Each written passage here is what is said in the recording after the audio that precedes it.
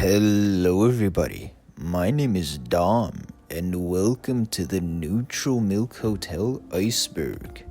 So, if you don't know what an iceberg is, it's basically a meme covering every fact about a subject from the most known facts to the least known facts. And since Neutral Milk Hotel is one of my favorite bands, I decided I'd make an iceberg meme about them, since apparently nobody else had done that before. And since I assume most of you are new to my channel, I'd really appreciate if you would subscribe and leave a comment on my video, since that really helps share this video around with more Neutral Milk Hotel fans, and it supports me because I will be making more videos, including more iceberg videos and Neutral Milk Hotel related videos. And so, this is my own Neutral Milk Hotel Iceberg.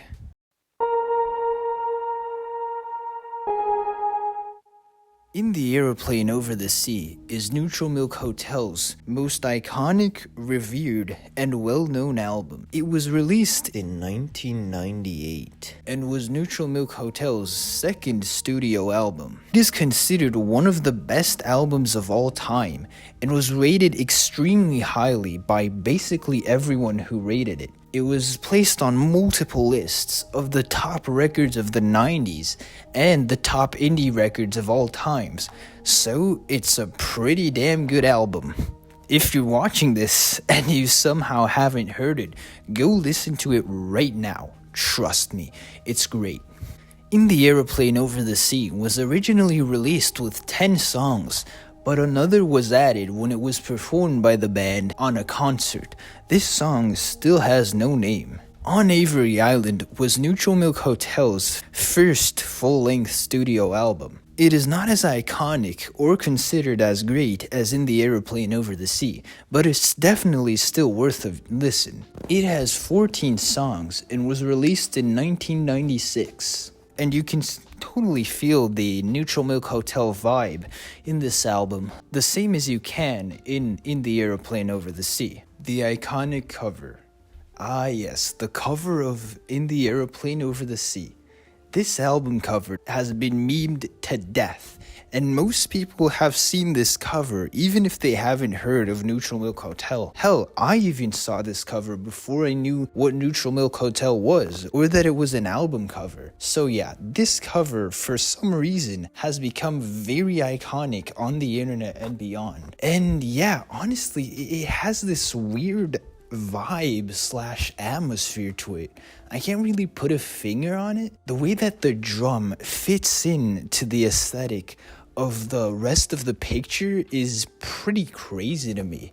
It seems like the original picture was made like that, but it wasn't. And that brings us to the drum girl. The drum girl is the name people have given for the girl featured in the album cover. This cover was originally a postcard, and then they edited it to put a drum on it. And a lot of people who didn't know what it was speculated that it wasn't a drum and that it might have been a potato or something like that. Before I actually knew it was a drum, I thought it might be like the moon because of the lyrics in the parlor with a moon across her face. But yeah, it's probably a drum, guys. And there's this insane thing where if you look at the original picture without the drum, it looks weird. It looks off. It looks like the album cover is what it's supposed to be, and this image is wrong. That's what I thought when I was actually making this iceberg, and I looked up In the Aeroplane Over the Sea album cover parodies, and I saw this image and I thought, oh, that's a parody. But then I realized, wait, no, that's the actual image. That's the original one. Album cover parodies just refers to these the thousands and thousands of parodies that have been done of this album cover. Jeff Mangum is the founder and lead singer of Neutral Milk Hotel. He's also worked with a few other projects, but this was his main one. Original Music Iceberg refers to the fact that Neutral Milk Hotel appears on the original Music Iceberg that, is the one that sort of popularized icebergs. It was that one and the Super Mario 64 one. And I don't know, I feel like for some reason it kind of stands out. I can't explain it, but all the times that I saw this iceberg, the first thing that my eyes darted at was Neutral Milk Hotel. And I hadn't actually listened to them yet when I first saw this iceberg. And this was one of the things that actually led me to listen to them, because that made sure it was in the back of my mind, Neutral Milk Hotel. Anne Frank. Now this refers to the very well-known fact that there are a lot, countless references to Anne Frank in the album In the Airplane Over the Sea. You know, like any idiot who listens to their music will see, 1945, 1929, a girl who died in World War II. Anybody listening to their music can tell that a lot of it is about Anne Frank. Jeff Mangum even said in an interview he read Anne Frank's diary before making In the Airplane Over the Sea, and he said that Anne Frank came to him in his dreams. Jeff Mangum and all of the other members of Neutral Milk Hotel all worked on some previous and even later projects in their career. All of them to do with music. Some of these include the Olivia Tremor Control and countless others. They've released a lot of singles also, a lot by Jeff Mangum. They're pretty cool, honestly, and worth a listen if you're into that stuff. So, Neutral Milk Hotel took a lot of time to get recognized. When they first released their album, I believe they only sold around 7,000 copies, which is really little. And it was only after the internet really took off, and music boards and sites which rate music started to appear. That's when they started to get recognized and known by people. They released In the Airplane Over the Sea in 1998, and they only started to get famous around maybe 2012, 2013, so about 15 years after they released their album, and after the band was pretty much over. They weren't technically over, they were technically on hiatus, which is something I'll touch on later. But yeah, they probably didn't think they were going to get famous at that point. But yeah, they got famous because, so many people rated them highly. Now, speaking of music boards, one of the main things that got Neutral Milk Hotel famous is 4chan and the /mu/ board on there, which is the music board, and boy, do they like Neutral Milk Hotel on there. 4chan treats Neutral Milk Hotel like it's the holy grail, basically. And I mean, it kind of is, but yeah, they really like it. And on most days, I don't really go on 4chan like ever, but if you go on 4chan on the Mu board, you can pretty much always find something about Neutral Milk Hotel and saying how great it is. And yeah, they helped to spread it. They talked about it a lot, and it got kind of famous through there. Now, I'll talk about album ratings and best album ever made in the same topic because they're basically the same. So these refer to the fact that In the Airplane Over the Sea got a 5-star rating from a lot of critics and a lot of websites, which is really fucking rare for any album. And also, a lot of people consider this album to be the best album of all time. A lot of people regard it as a godly thing. Now, do I think this? I'm not sure, but it definitely is a spectacular album. Everybody should listen to this. Dreams refers to the fact that a lot, and I mean a lot, of Jeff Mangum's music, especially in the Airplane Over the Sea, is inspired by Jeff Mangum's dreams. And he stated in an interview that a lot of the lyrics that he writes are based off of dreams that he had. He would dream something and then write it down and make it into a song. And also he said that the instrumentals also reflect that. These crazy bagpipes and guitars and trumpets. I think it really does represent his dreams.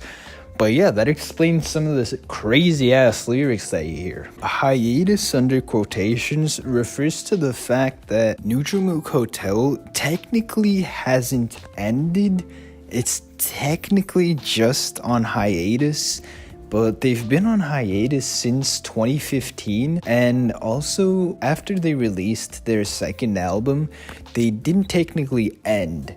They just went on hiatus from 1998 to 2013. They were on a hiatus for 15 years. And yeah, they're still technically on hiatus. I believe this may actually be wrong. That makes some fans hold up that they might return, they might release a new album, they might go on tour, but yeah, sorry, that's not happening. I wouldn't like it if they released a new album for a reason that I will touch on another tier of the iceberg. Soft and Sweet / Safe and Clean refers to two lines among many others that are repeated throughout the album. Those are like Soft and Sweet, which is repeated in the Airplane Over the Sea, Two-Headed Boy Part 2, and some other songs, I believe, and also Safe and Clean is repeated in those, and also some others. And there are also things like Notes Bending and Roses in Eyes and a lot of other things like that, which are repeated throughout several songs. I'm sure if you guys have listened to it, you know what I'm talking about. I think nobody really knows the meaning of this or why it's repeated so much. I don't believe there's any reason for it, or there might be, who knows. Only Jeff Mangum knows. Now, obviously in the Airplane Over the Sea is Neutral Milk Hotel's last album and the last thing that they ever produced together. Now, the last song on that album is Two-Headed Boy Part 2. And the last lyric in that song is "Don't hate her when she gets up to leave." And then after that lyrics, there's like 20 more seconds in the song. And in those 20 seconds, you actually hear Jeff Mangum getting up and leaving.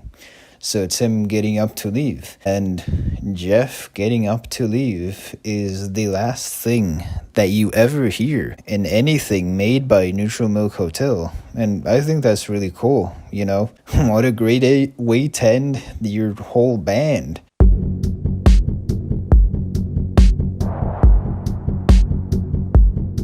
Now, to start off layer 3, we have Parks and Recreation. Now, this just refers to a little reference to Neutral Milk Hotel that appears in the show Parks and Rec. Here, I'll play it for you guys real quick. Eddie, which rock star would your lady get with? This is almost too easy. Me. Let's check in with your boo. Yay! Oh!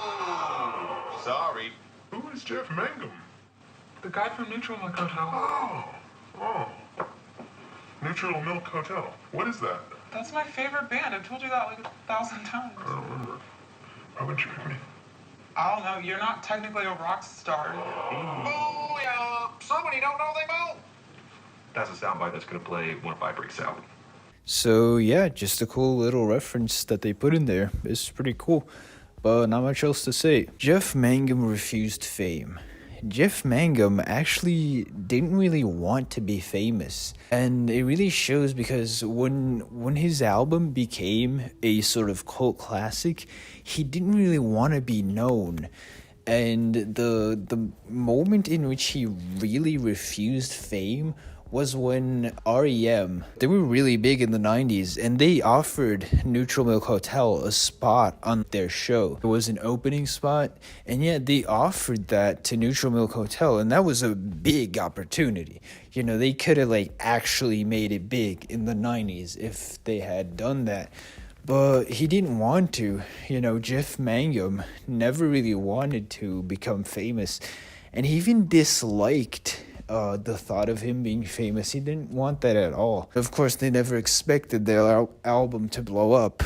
But also, Jeff Mangum, he didn't like appearing in videos. He didn't like being recorded. He did not like being on camera at all. In the Airplane Over the Sea, mythos got out of hand. Now, this refers to the fact that a lot of the legends and mythos in general of the album really went like overboard. This is something that still happens, but everybody who's into Neutral Milk Hotel sort of like makes up a lot of stuff about the album.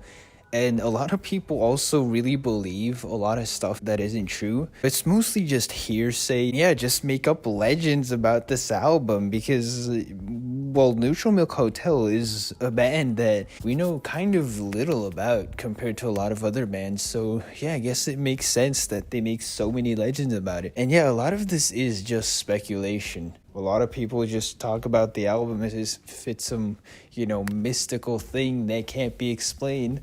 Obviously, the untitled song doesn't have a title. That's why it's the untitled song. And the reason for this is that this song wasn't originally in the album. It was only added later after the band performed this song on a concert. This entry just refers to the fact that this song might have a title, but nobody really knows it. Only the band can really know it. They just never told anybody what the title was supposed to be, so it was left without a title. So yeah, this song has no name, basically, but there might be some intended name that they just haven't said, or maybe they're just keeping the name to themselves, or maybe it just has no name. And honestly, to me, that might be the best option, to be honest. Now, what is the meaning of Neutral Milk Hotel? What is the meaning of the album In the Aeroplane Over the Sea? What is the meaning of each one of their songs individually and the combination of the songs? Is it Anne Frank? Is it Jeff Mangum's Dreams? What is it? Well, nobody really knows for sure. Anne Frank is obviously a big theme in all of it, but Jeff Mangum has given some really differing answers along the years. In the first interviews, he said that it was mostly about Anne Frank and about how he read her diary and he wanted to talk about the people in World War II. In a later interview, he stated that it was about his dreams and how he wrote about his dreams. He wrote them down and then made songs about them. Many years later, a fan asked him, "Jeff, what is the meaning of all of your songs?"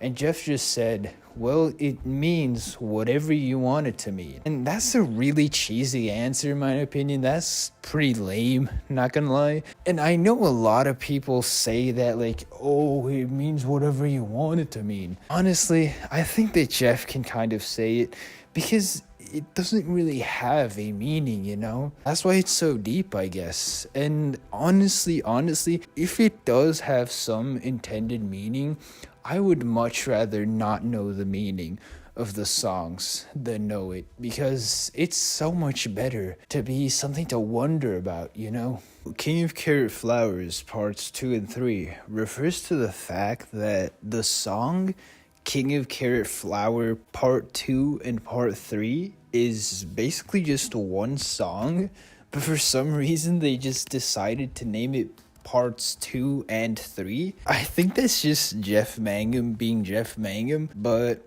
it is, curious to think which part of that song is part 2 and which is part 3. Where does part 2 end and where does part 3 begin? But it's probably just one song, to be real, and it's probably just them being creative. Okay, now the Communist Daughter copy pasta refers to this really interesting and a pretty funny copy pasta that people send around like everywhere. I've been sent it a couple of times. It's just really gross. It talks about this guy who listened to Communist Daughter and then he had a very gratifying experience, I guess you could say. I'll probably leave a link to somewhere where you can find it in the description. But yeah, that's what it is. It isn't really alternative rock. It refers to the fact that Neutral Milk Hotel's music isn't exactly that alternative. It's pretty normal music. And that is honestly what I would consider Neutral Milk Hotel. Neutral Milk Hotel is normal rock, has normal instruments, normal singing. It has like a verse and chorus format. So yeah, it's pretty normal. It's not really alternative, in my opinion. But You can think what you want about that. Oh boy, now the time travel theory.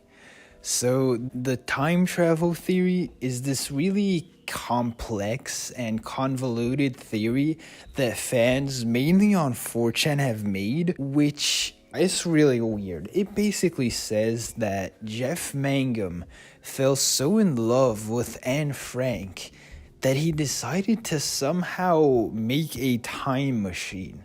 Now, I think, according to the theory, he actually is going to make the time machine. He hasn't made it yet. But basically, they state that he made a time machine, and then he went back in time to 1945 to save Anne Frank before she died. And then he took her back to like the 70s to live her childhood with him and be his childhood friend and then marry him. And they state that Anne Frank is actually Jeff Mangum's wife. Yeah, it's really weird. If you want, I'm gonna link you guys a video that explains it really well. You guys should check it out if you want to know more about this. But yeah, it's probably not true, even though there are a few lyrics that like allude to time travel, like I wish I could save her in some sort of time machine. But yeah, it's obviously not true. Now, bodily fluids refers to the fact that in Neutral Milk Hotel's songs, bodily fluids are referenced a lot. Like, I mean a lot. Like, in Oh Calmly, there's an entire verse that's basically just about bodily fluids. And don't even get me started on Communist Daughter. So, yeah, they talk about those things a lot, especially about, you know, that stuff that men produce. It probably has a deeper meaning. They're probably using it to compare it to other stuff. Obviously, in Communist Daughter, they're comparing it to snow. But I think it also means something else. I'm not sure what, though. Now, aw shit refers to, in Oh Calmly, when you can hear at the very last second of the song, somebody screaming, aw shit, presumably because they were, like, mad or something, or they tripped or something, and, it's in the very last second of the song, and it's pretty funny. I actually took a while to notice this, because I normally didn't play through the entire song, you know. Like, when the instrumental stopped, I just skipped to another song. But yeah, it's pretty funny detail. It's similar to how in Hey Jude by the Beatles, John Lennon says, like, fucking shit in the middle of it or something. Pretty funny.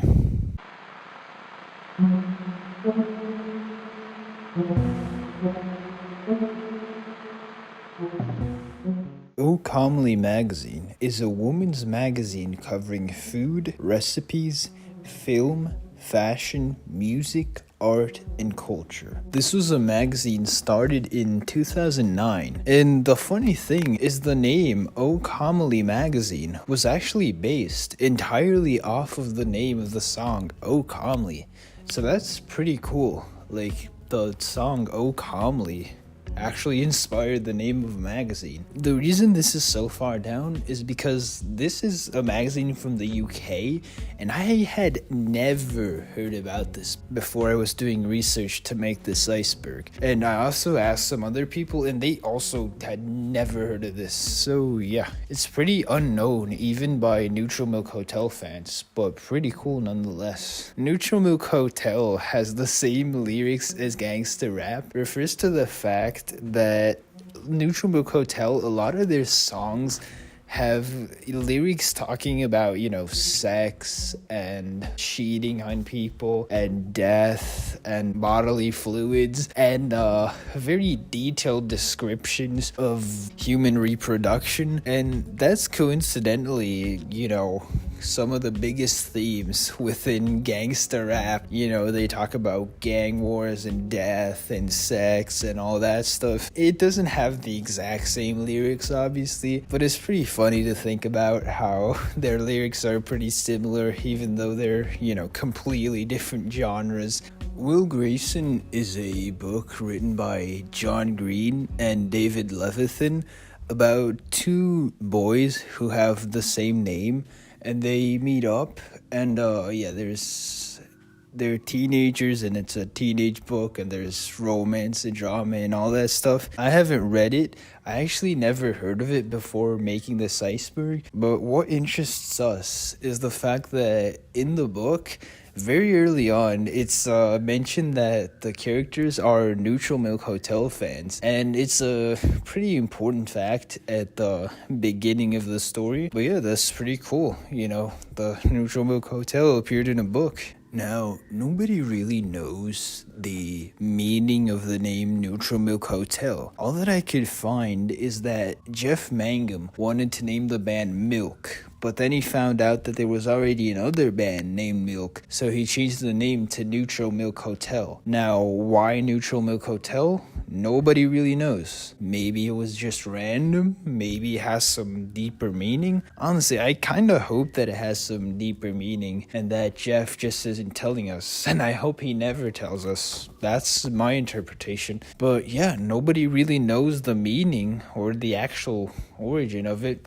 This long and complicated entry refers to the fact that in their songs, basically all the lyrics can be divided into 4 categories, and those categories are dreams that Jeff had and he is writing about, historical events and allusions to events that took place in history, like Anne Frank, World War II, all that stuff, personal accounts from Jeff's life, his retelling of things that happened to him, and just metaphors. Why this is so far down is because basically there's no real way to tell when he's actually talking about his life, when he's talking about dreams, or when he's talking about metaphors, and when he's actually talking about something in history. Because when he talks about a girl who was born in 1929, died in 1945, he could, of course, be talking about Anne Frank, but he could be talking about a dream that he had, because according to Jeff, he saw several girls that were like Anne Frank, but weren't quite her in his dreams. So yeah, there's no real way of knowing what Jeff is actually talking about when he says these things in his songs. The songs are connected refers to the fact that a lot of Neutral Milk Hotel's songs are connected. The ending of one song connects to the beginning of the next one. Most of these songs are in order in the album, so like the ending of Two-Headed Boy resumes in the beginning of The Fool, and those are 2 adjacent songs in the album. If you listen to the 2 songs, there isn't any break between them. So it's like dee dee dee dee dee, and then it stops in Two-Headed Boy, and in The Fool, it's dee dee dee. It's the ending of that. And I think that's really cool. And I think there's a deeper meaning to that, possibly. And I'm going to discuss that in a future video. So if you're interested, make sure to stay updated and look out for when I post that.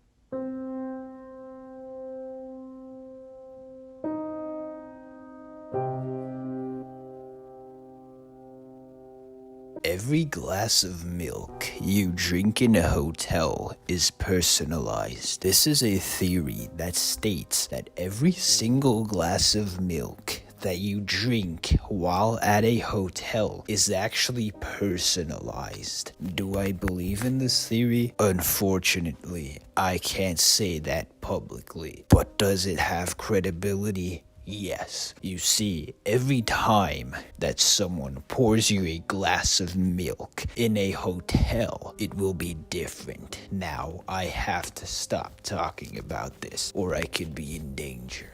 Jeff Mangum predicted 9/11. Yes, he absolutely did.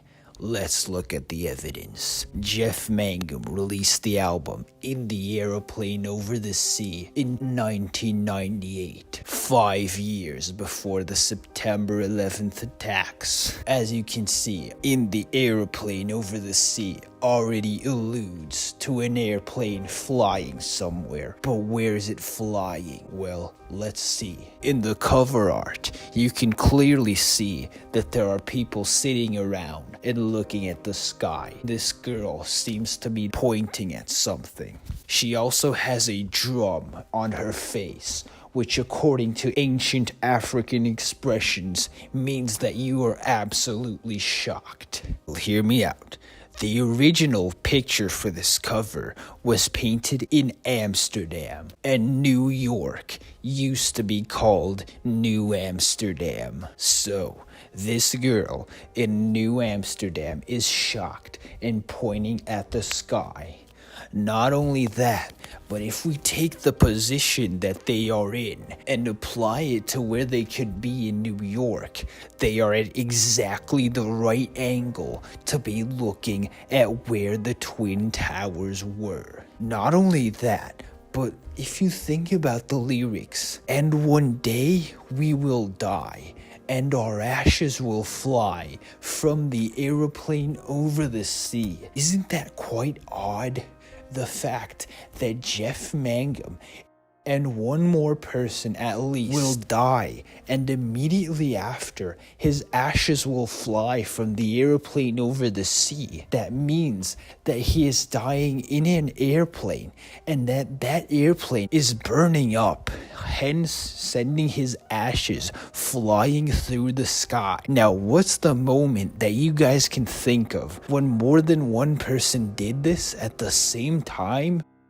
Exactly. He's talking about the pilots of the planes on September 11th, 2001. In the song Ghost, the lyrics say that a girl in New York City fell from the sky, which obviously refers to the countless people who jumped from the Twin Towers to their death.